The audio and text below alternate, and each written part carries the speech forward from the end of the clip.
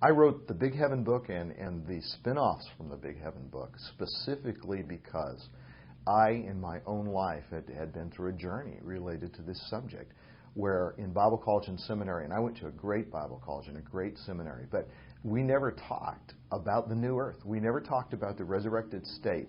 We rarely talked about heaven at all, and if we did, it was simply the heaven that you go to when you die if you're a believer. But that's the pre-resurrected state. Wonderful place. I mean, Paul says better by far to depart and be with Christ, to be absent from the bodies, to be present with the Lord. You know, that's wonderful. But even when we're in the presence of Christ after we die, we're in what theologians call the intermediate state, meaning the resurrection hasn't happened yet. And Paul says of all men, we're most to be pitied if the dead are not raised. It's the resurrected state for which Christ came into the world, conquered sin and death, was raised. His body's the prototype. Our bodies are going to be like His. We're going to sit at feast together with Abraham, Isaac, Jacob.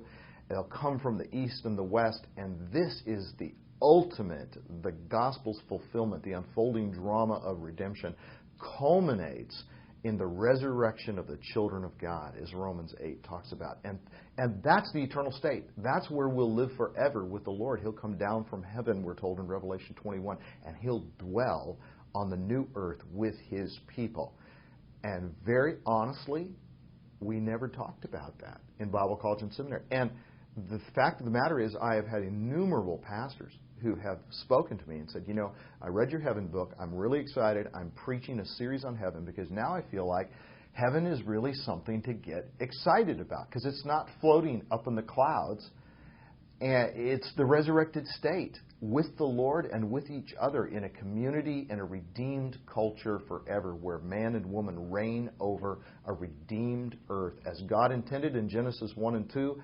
So it is shown to be in Revelation 21 and 22. And that's exciting.